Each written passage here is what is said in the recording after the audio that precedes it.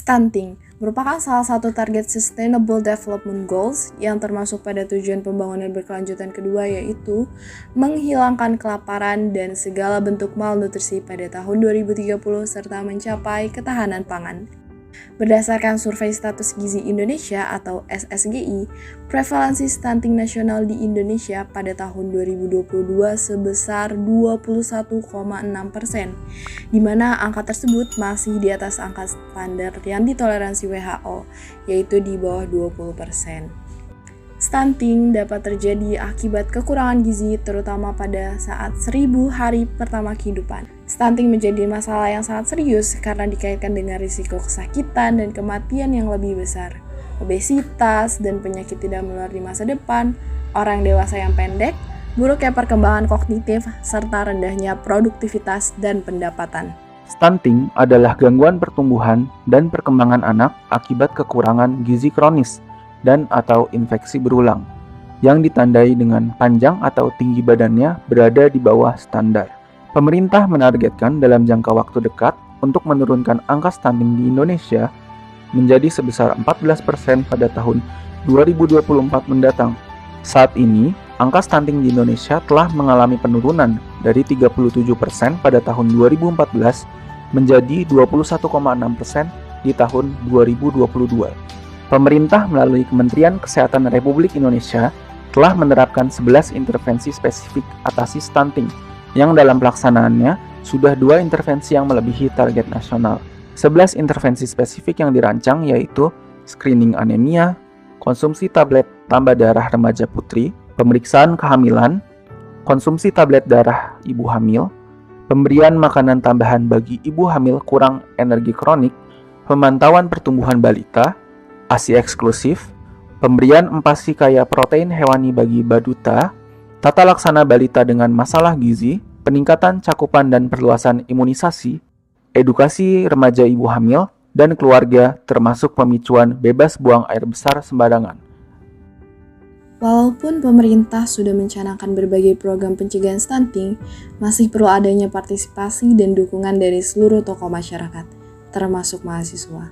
Kami, sebagai agent of change dan penerus bangsa, harus turut serta dalam menangani permasalahan stunting ini, terutama di wilayah sekitar kami dengan menyesuaikan kompetensi kami. Selain itu, turut serta dalam menangani stunting ini juga sebagai pewujudan menjalankan nilai-nilai bela negara, yakni nilai cinta tanah air serta nilai rela berkorban untuk bangsa dan negara. Namun, permasalahan stunting tidak mungkin selesai hanya dengan bantuan pemerintah dan tokoh masyarakat. Perlu adanya peranan orang tua sebagai pihak yang terlibat langsung dengan pertumbuhan dan perkembangan anak. Oleh karena itu, kami berencana untuk melakukan kegiatan Abdi Mas dalam bentuk sosialisasi kampanye kepada orang tua sekitar serta kader yang ada di lingkungan yang hendak kami tuju, yaitu Kompleks Kita UPN. Pelibatan orang tua secara aktif dalam upaya pencegahan stunting merupakan langkah yang krusial untuk meningkatkan kesehatan dan kesejahteraan anak. Melalui perawatan yang baik, pemberian gizi yang tepat, stimulasi yang memadai, dan pengetahuan yang cukup, orang tua dapat memainkan peran yang signifikan dalam memastikan pertumbuhan yang optimal serta mencegah stunting. Melalui sosialisasi kampanye yang kami lakukan, kami berusaha untuk meningkatkan wawasan dan kesadaran orang tua di kompleks UPN mengenai stunting. Dimulai dari apa itu stunting, bagaimana stunting terjadi, apa saja ciri-ciri dari stunting, dan dampak stunting kepada anak. Selain itu, kami juga memberi informasi tentang bagaimana pencegahan stunting, baik pencegahan yang dilakukan orang tua maupun pencegahan yang dilakukan anaknya. Melalui tujuan tersebut, kami berharap peran orang tua dalam memastikan anak tumbuh dan berkembang secara optimal terpenuhi, sehingga penurunan angka stunting juga dapat terjadi.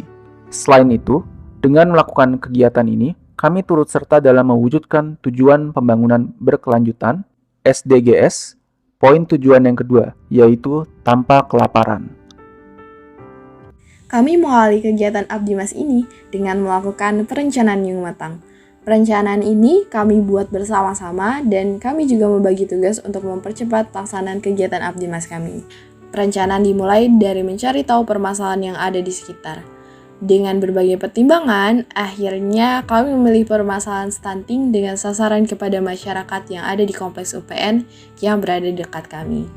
Setelah menentukan hal tersebut, kami langsung menghubungi perwakilan dan sasaran kami pada kegiatan Abdimas. Bersamaan dengan itu, kami juga menyusun proposal kegiatan yang meliputi rencana kegiatan dan jadwal kegiatan serta lain-lainnya.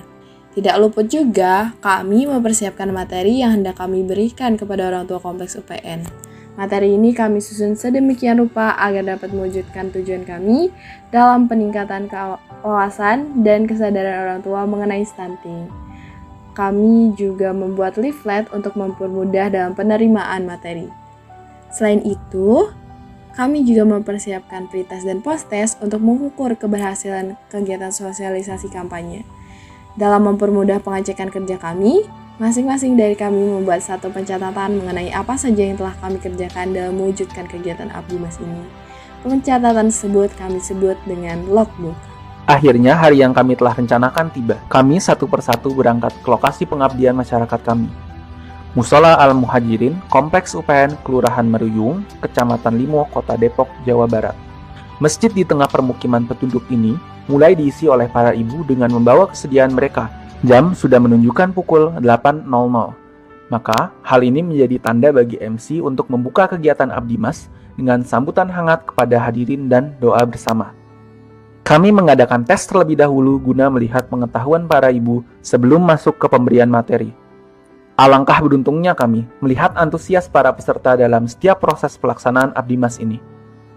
Senang rasanya melihat para ibu menyimak dengan baik, mulai dari pengertian stunting, penyebab, faktor yang mempengaruhi, ciri dan tanda, dampak dan bahaya, serta pengobatan atau pencegahan dari stunting. Tidak lupa juga rasa terima kasih kami kepada Dr. Prita Mia Safitri, SPKP, yang telah bersedia menemani dan membantu kami dalam sesi tanya jawab yang dipenuhi rasa ingin tahu para ibu. Selanjutnya, kelompok kami kembali menghampiri ibu peserta untuk membantu mengisi post-test. Selain materi, kami juga memberikan makanan yang mencontohkan porsi makan gizi seimbang yang telah ditetapkan dengan harapan hal tersebut dapat memberikan contoh mengenai makanan yang dapat diberikan kepada anaknya dalam rangka pencegahan stunting. Terima kasih banyak Ibu. Ya, amin. Setelah kegiatan pengabdian masyarakat dilaksanakan, tim akan mengelola data yang didapatkan dari tes sebelum dan sudah pemaparan materi berupa pertanyaan sebanyak 10 butir. Tujuannya adalah untuk melihat tingkat pemahaman materi para ibu peserta sebagai bahan evaluasi dari tim untuk mengembangkan materi yang lebih baik lagi. Hasilnya, terdapat 23 individu dengan skor post-test lebih tinggi dari skor pretest, yang artinya terjadi peningkatan nilai setelah diberikan materi. Terdapat pula 3 individu dengan skor yang sama antara post-test dan pretest, yang artinya tidak terjadi baik penurunan maupun peningkatan nilai setelah pemberian materi. Kemudian, berdasarkan hasil uji Wilcoxon dengan nilai 0,00 ini, maka secara statistik terdapat perbedaan nilai pretest dan posttest setelah edukasi stunting dengan pola gizi seimbang pada ibu-ibu warga wilayah binaan Fakultas Kedokteran Universitas Pembangunan Nasional Veteran Jakarta.